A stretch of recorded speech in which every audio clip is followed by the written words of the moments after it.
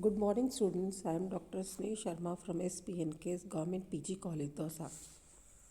पिछले टर्म पे मैंने आपको paper second organic chemistry start किया था और उसमें हमने त्रिविम रसायन यूनिट सेकेंड स्टार्ट किया।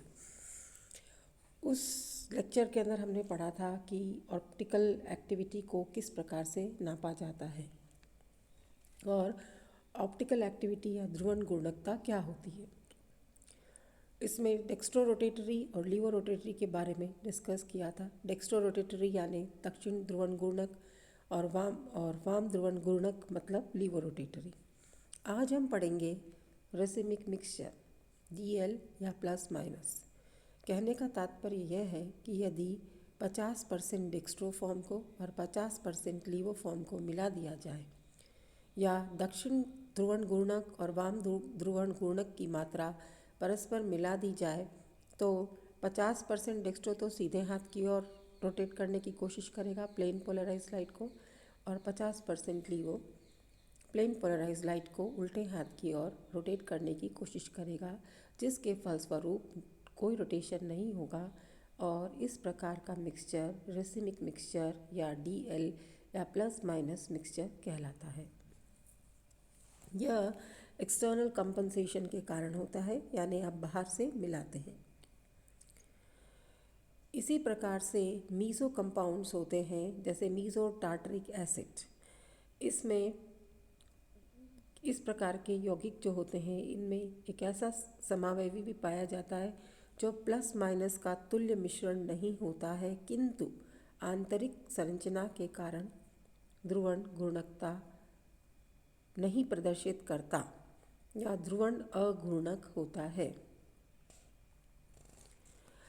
मीज़ो के बारे में full discussion elements of symmetry के अंतर्गत किया जाएगा।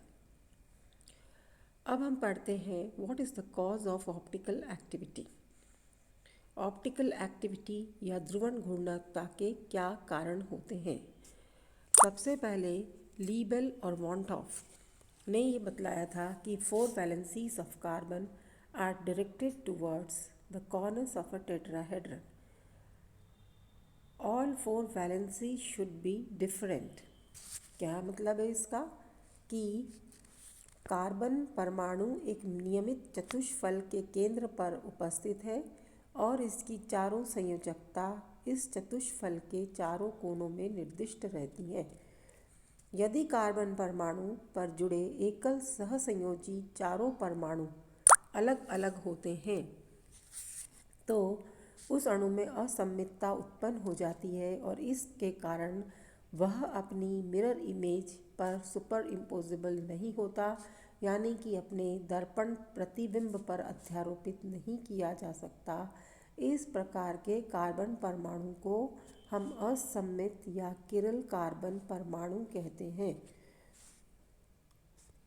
और इनके विन्यास जो हमें प्राप्त होते हैं इन्हें हम इनेंशियोमर्स या ऑप्टिकल एंटीपोड्स या इनेंशियोमॉर्फ्स, हिंदी में कहते हैं प्रतिबिंब रूप, प्रतिबिंब समावयवी या प्रकाशिक प्रतिविन्यासी, और इस परिघटना को आणविक असममितता या किरलता कहते हैं। सामने आपकी जो डायग्राम है इसके अंदर कार्बन टेट्राहेड्रल दिखाया हुआ है।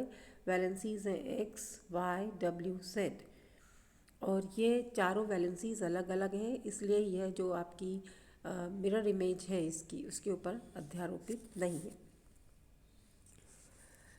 ये जो किरल शब्द आया है ये ग्रीक भाषा केयर यानी कि हाथ से संबंधित है, वहाँ से आया है ये। इसका उपयोग प्रतिबिंब समावयवियों के वर्णन के लिए किया जाता है। जिस प्रकार से हमारा दायां हाथ बाएं हाथ के ऊपर सुपर इम्पोज नहीं होता, तो ये जो चीज़ है हमारी किरलिटी कहलाती है। अब हमारे पास अनेक ऐसे यौगिक हैं जिनमें कि असममित कार्बन परमाणु उपस्थित रहते हुए भी वे ध्रुवण अघूर्णक होते हैं, मतलब asymmetric carbon centre is present but they are not optically active. इसी प्रकार से ऐसे भी परमाणु होते हैं जिनमें कि एसिमेट्रिक सेंटर नहीं होता फिर भी ऑप्टिकली एक्टिव होते हैं। अनेक ऐसे यौगिक भी विद्यमान हैं जिनमें असममित कार्बन परमाणु उपस्थित नहीं होता है परंतु वे ध्रुवण घूर्णक होते हैं। इसका मतलब क्या हुआ कि ध्रुवण घूर्णक यौगिक में असममित कार्बन परमाणु की उपस्थिति उतनी आवश्यक नहीं होती जितनी कि अणु की स्वयं की असममितता आवश्यक है। यौगिक के अणु में उपस्थित असममितता ही ध्रुवण घूर्णकता का कारण है और इस प्रकार ध्रुवण घूर्णक यौगिकों में ध्रुवण घूर्णकता का यह गुण की आणविक असममितता के कारण उत्पन्न होता है। तो व्हाट इज़ दिस आणविक असममितता? ये चीज़ क्या है? इसको पढ़ने या समझने के लिए हमें एलिमेंट्स ऑफ सिमेट्री को डिस्कस करना पड़ेगा। एलिमेंट्स ऑफ सिमेट्री 3 होते हैं: सममिति तल, सममिति केंद्र या एकांतर सममिति अक्ष यानी कि plane of symmetry, centre of symmetry और अल्टरनेटिंग एक्सिस ऑफ सिमेट्री। यदि आणविक असममितता की पहचान किसी अणु